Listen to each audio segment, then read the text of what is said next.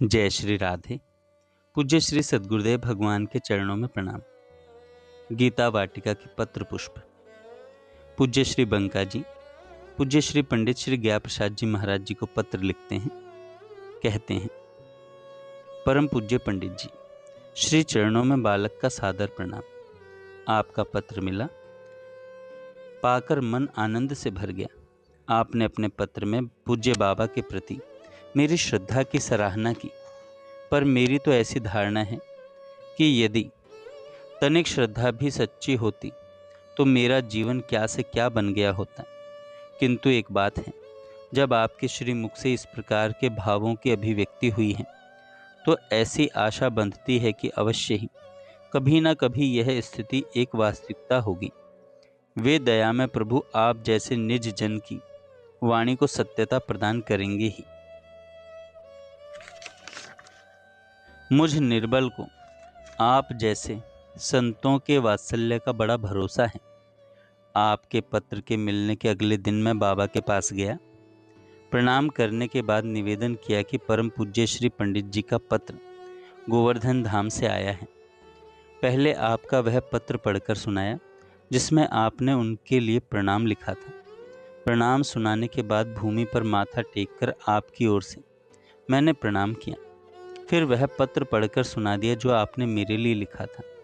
उसे सुनकर पूज्य राधा बाबा के नेत्र सजल हो उठे। फिर उनके कर पल्लव इस प्रकार थिरकने लगे मानो कह रहे हों कि पंडित जी, बस पंडित जी ही हैं। पूज्य बाबा ने इशारे से यह भी बताया कि उनके पैर का फोड़ा अब ठीक हो रहा है। अब आपसे एक निवेदन और है। आपने अपने पत्र के अंत में लिखा है, आपको ही एक भिक्षुक। अब आप ही सोचें, क्या मेरे प्रति आपका ऐसा लिखा जाना उचित है? मुझ अकिंचन को कहीं तो खड़े होने के लिए थोड़ी जगह दें, जो अपनी अनेक आंतरिक दुर्बलताओं से प्रपीड़ित है। ऐसा मैं इन शब्दों को पढ़कर कैसे अपना मुंह उठा पाऊंगा?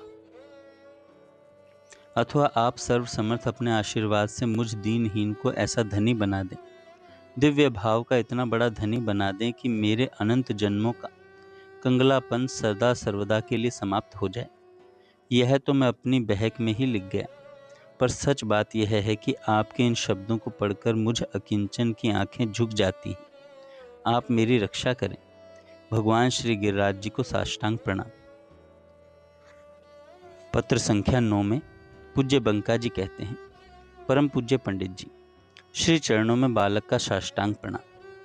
गीता वाटिका में श्री राधा कृष्ण के एक विशाल मंदिर के निर्माण की योजना है। इस मंदिर का शिलान्यास पूज्या माँ के कर कमलों से 13 दिसंबर 1975 को हुआ और इसी अवसर पर आदरणीय भाई श्री राम स्वरूप जी अपनी रास मंडली सहित 13 सितंबर को आए तथा 16 दिसंबर की रात को चले गए। इस बार 4 दिन की अवधि में उन्होंने 7 बार श्री राधा कृष्ण लीला के भाव में दृश्य प्रस्तुत किए और अंतिम दिन जाने के पहले उन्होंने पूज्य राधा बाबा को संभवतः 2 घंटे तक अनेक सरस पद सुनाए। इन 4 दिनों में भाई श्री राम स्वरूप जी की उपस्थिति से जैसा वातावरण बना, उसे वर्णन करने की शक्ति मेरे पास नहीं है। यह एक परंपरा सी पड़ गई है कि यदि किसी की गरिमा का बखान करना हो तो कह देना चाहिए कि मैं करने में अक्षम हूँ। मैं उस परंपरा का निर्वाह नहीं कर रहा हूँ। मैं सच कह रहा हूँ कि भाई श्री राम स्वरूप जी ने अद्भुत वातावरण उपस्थित कर दिया। यह कहना तनिक भी अतिशयोक्ति नहीं होगा कि उन्होंने और उनके प्रिया प्रियतम ने चमत्कार कर दिया। उनके श्री प्रिया प्रियतम ने चमत्कार कर दिया। हम लोगों की चाहत थी कि जब राधा बाबा परिक्रमा लगा रहे हों उस समय परिक्रमा स्थली में रास हो, जिससे वे भी रासलीला का दर्शन कर सकें। पूज्य बाबा परिक्रमा प्रातःकाल लगाया करते हैं और प्रायः परिक्रमा 8:30 बजे के आसपास आरंभ होती है। परिक्रमा में लगभग 1 या 1.5 घंटा लगा करता है।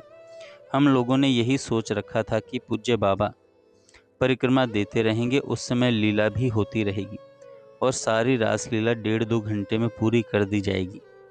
पर जो सोचा गया था उससे सर्वथा अलग बात घटित हो गई। पूज्य राधा बाबा परिक्रमा देते देते ठहर गए और लगातार 3 घंटे तक खड़े खड़े रासलीला देखते रहे। यह सर्वथा नई बात थी। इसके बाद श्री प्रिया प्रियतम ने पूज्य बाबा को दोनों ओर से पकड़कर साथ साथ श्री गिरिराज जी की परिक्रमा की।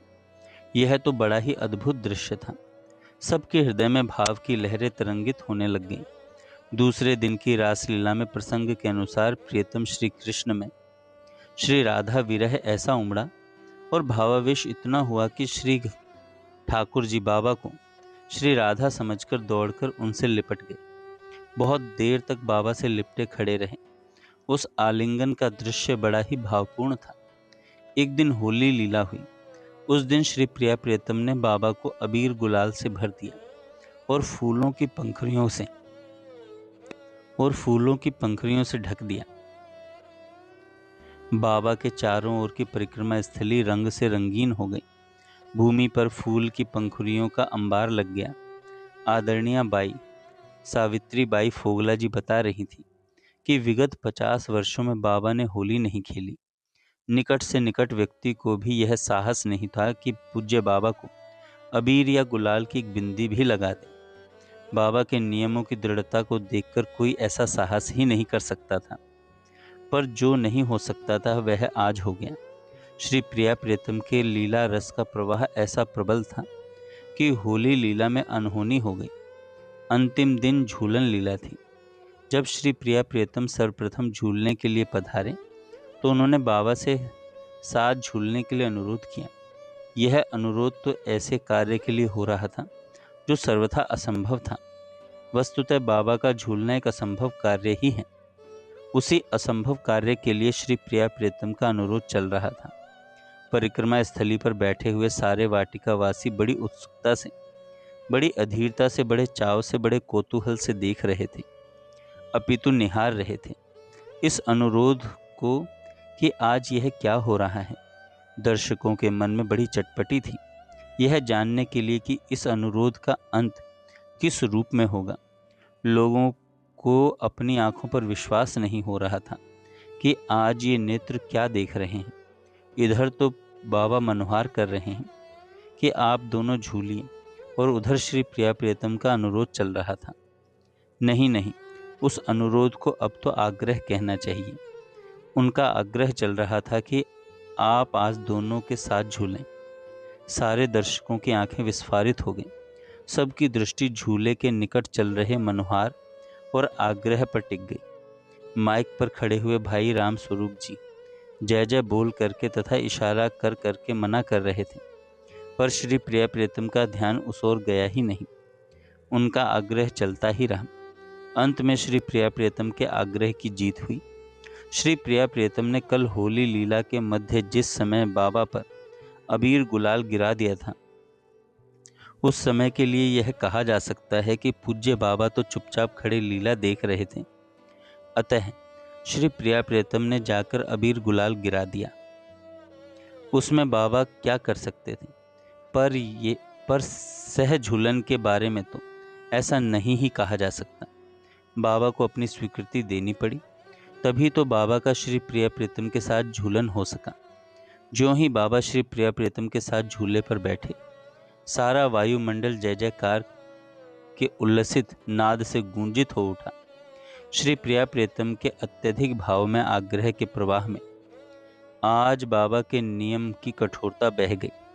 गीता वाटिका के इतिहास में यह एक अति महान आश्चर्य था। वह बड़ा ही अनोखा दृश्य था।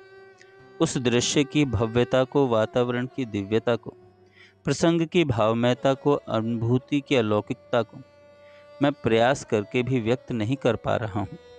सारे लोग रस में बह चले, सारा वातावरण रस में झूम उठा, सारी स्थली रस में डूब गई। परिक्रमा स्थली में बैठे हुए व्यक्तियों के संबंध में क्या कहूँ। बरनी न जाई दशा तिन केरी, लही जनु रंकने सुरमणि ढेरी।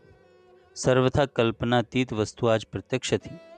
बाबा कभी कभी कहा करते थे कि माखन मैं निकालूं और आस्वादन तुम लोग करो। आज वह साक्षात था। यह देखकर एक अनुगत भावुक बहन ने अपनी ठेठ ब्रज भाषा में कहा, हाय हाय, इन लोगन ने तो मेरे बाबा को सबन के देखते देखते भय लूट लीनो। हम तो इतने दिनन सो बाबा के पास रही रहे हैं, पर हम तो कोरी की कोरी ही रह गई। और इन नए नए आइबे वारे ने न जाने कहा जादू कर डारो। इनन ने बाबा को ऐसो रिझाए लीनो की जाकी सीमा नाए रही। एक और सज्जन ने भाव भरे मन से कहा, यह सब जो कुछ हो रहा है वह श्री राम स्वरूप जी नहीं कर रहे हैं। श्री गिरिराज जी की तलहटी में निवास करने वाली ब्रज मंडल की कोई एक दिव्य विभूति है, जो अपने निज जन श्री राम स्वरूप जी के अंदर प्रवेश करके श्री राम स्वरूप जी के माध्यम से बाबा को रिझा रही है।